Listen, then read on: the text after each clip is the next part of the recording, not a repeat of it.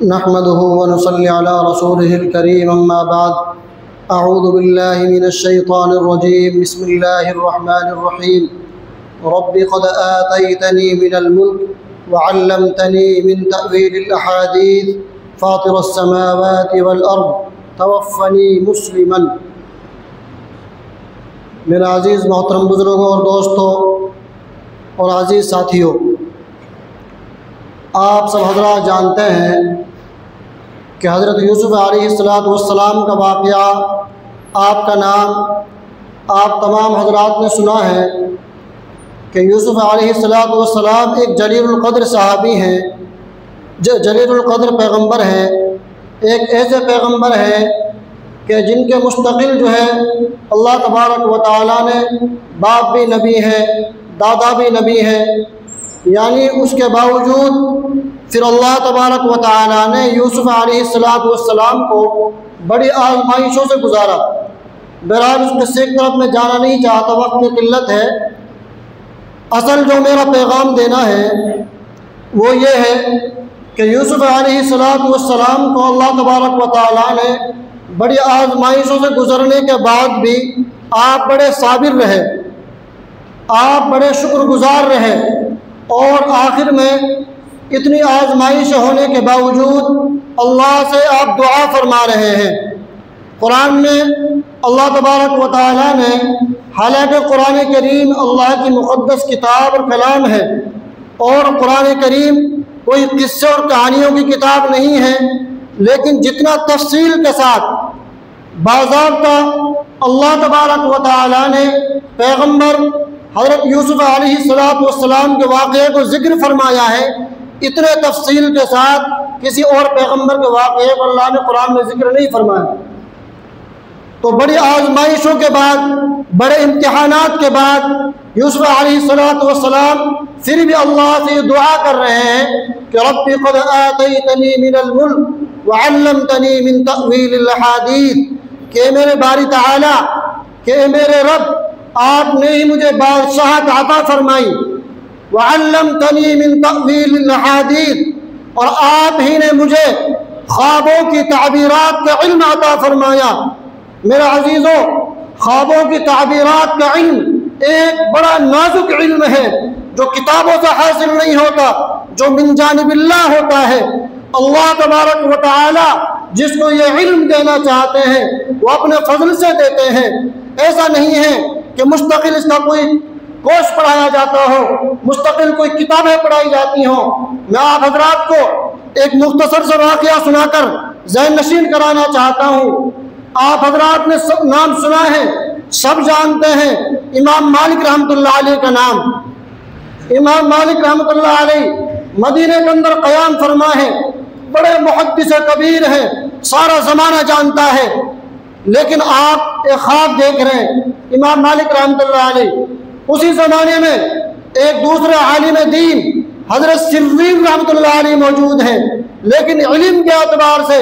امام مالک رحمۃ اللہ علیہ سے درجہ کم رکھتے ہیں، اور امام مالک رحمۃ اللہ علیہ علم کے اعتبار سے بڑی فوقیت رکھتے ہیں، محدث کبیر ہیں۔ لیکن امام محمد ہمیشہ اپنے دل کے اندر یہ غم رکھتے تھے، یہ فکر اور کڑھن رکھتے تھے کہ میری موت مدینے کے اندر آئے۔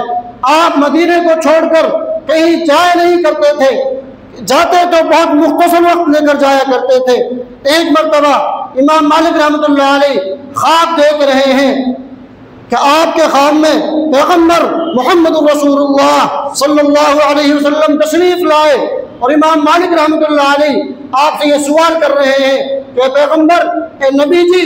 آپ مجھے ذرا یہ بتلا دیجئے کہ میری زندگی کے کتنے ایام باقی ہیں، کتنے مہینے باقی ہیں، کتنے دن باقی ہیں۔ اگر مجھے یہ معلوم چل جائے تو اسی کے اعتبار سے میں مدینے سے باہر جایا کروں گا۔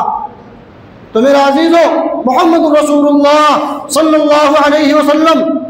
زبان سے خاموش رہے۔ آپ نے ہاتھ سے یہ اشارہ فرمایا، سب میری طرف دیکھیں، آپ نے ہاتھ سے یہ اشارہ فرمایا، آپ نے 5 انگلیاں اٹھائی۔ صبح ہوئی، امام مالک رحمۃ اللہ علیہ بیدار ہوئے۔ اب آپ پریشان ہیں۔ سمجھنے کی بات یہ ہے، اتنے بڑے محدث کبیر، اتنے بڑے امام، لیکن آپ کو خواب کی تعبیرات کا علم نہیں دیا گیا۔ آپ پریشان ہو رہے کہ محمد رسول اللہ نے زبان سے کچھ نہیں بولا، صرف آپ نے 5 انگلیوں سے اشارہ فرمایا ہے۔ اب آپ تعبیر کے لیے پریشان ہیں، آپ اپنے غلام کو حضرت سرور رحمۃ اللہ علیہ کی خدمت میں بھیجتے ہیں اور یوں کہتے ہیں کہ جاؤ سرور رحمۃ اللہ علیہ کی خدمت میں جاؤ اور اس خواب کو بیان کرنا، اور یوں مت کہنا کہ یہ خواب امام مالک نے دیکھا ہے۔ تو غلام گیا اور جا کر یہ خواب بیان کیا اور کہا حضرت اس خواب کی تعبیر بتلا دیجئے، کسی صاحب نے یہ خواب دیکھا ہے، یوں کہا۔ تو سنیے حضرت سرور رحمۃ اللہ علیہ کہتے ہیں، مسکرائے اور کہا کہ اگر یہ خواب امام مالک رحمۃ اللہ علیہ کا ہے تو میں تعبیر دوں۔ کیا فرما رہے؟ اگر یہ خواب امام مالک رحمۃ اللہ علیہ نے دیکھا ہے تو میں تعبیر دوں۔ غلام ہنسنے لگے اور فوراً اٹھ کر واپس آ گئے اور کہا کہ حضرت امام مالک رحمۃ اللہ علیہ کو جا کر یہ بات بتلائی کہ حضرت میں نے آپ کا نام ذکر نہیں کیا تھا، لیکن وہ تو پہلے ہی سمجھ چکے تھے، اور یوں کہا کہ اگر یہ خواب امام مالک رحمۃ اللہ علیہ نے دیکھا ہے تو میں تعبیر دے سکتا ہوں۔ تو جب آپ نے ارشاد فرمایا، جب ان کو معلوم چل ہی گیا تو آپ جائیے اور میرا نام لیجیے اور تعبیر معلوم کر کے آئیے۔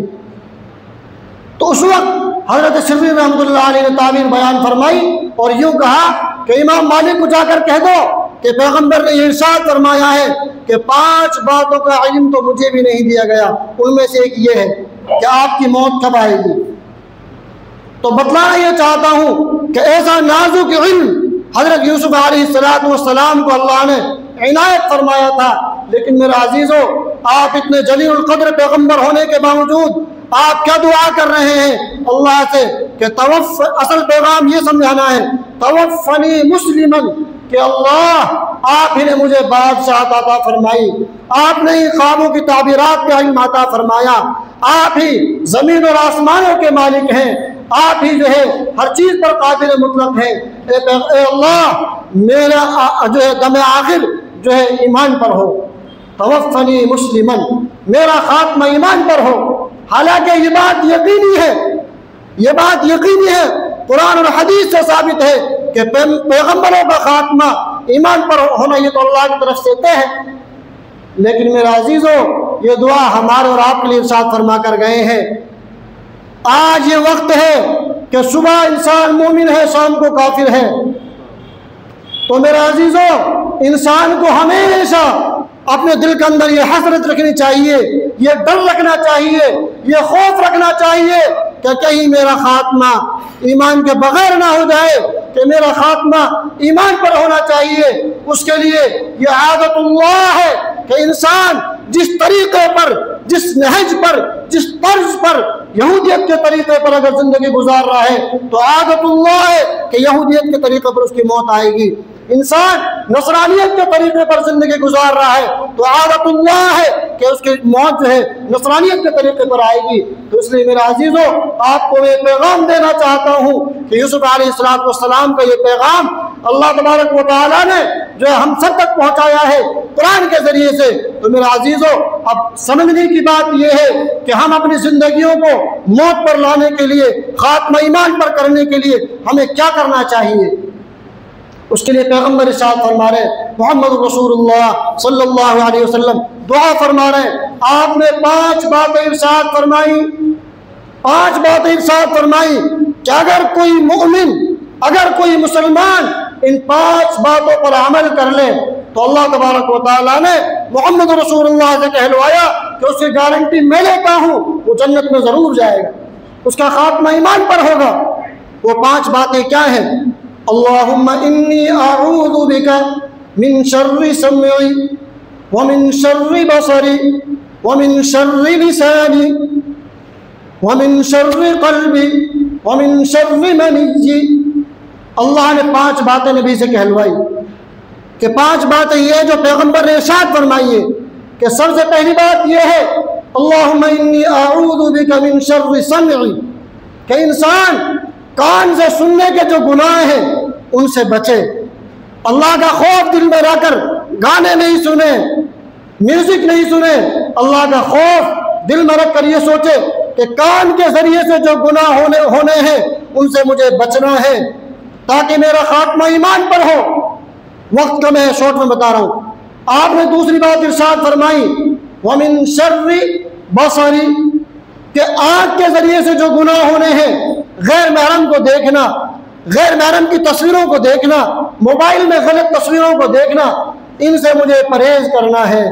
آنکھ کے ذریعے سے جو گناہ ہوتے ہیں ان سے مجھے بچنا ہے۔ آپ نے تیسری بات ارشاد فرمائی وَمِن شَرِّ لِسَانِ کہ زبان کے ذریعے سے جو گناہ ہوتے ہیں، غیبتیں کرنا، الزام لگانا، تہمت باندھنا، اپنی رائے زنی پیش کرنا، کہیں کوئی محفل جڑ جائے یا آپ یہاں بیٹھے ہیں کوئی بات آ جائے، رائے لی جائے گی اس سے، سارا مجمع بولے گا، اس کے لیے فرما رہے وَمِن شَرِّ لِسَانِ اپنی زبان پر قابو رکھنا، وَمِن شَرِّ قَلْبِ کہ دل کے جو گناہ ہیں، کسی کے بارے میں غلط گمان کرنا، کسی کے لیے غلط سوچنا، کسی کے لیے دل میں حسد رکھنا، بغض رکھنا، جتنے بھی گناہ دل کے ذریعے سے ہو سکتے ہیں ان سے بچنا۔ پانچویں بات آپ نے ارشاد فرمائی وَمِن شَرِّ مَنِيٍّ کہ جو چیز دونوں یعنی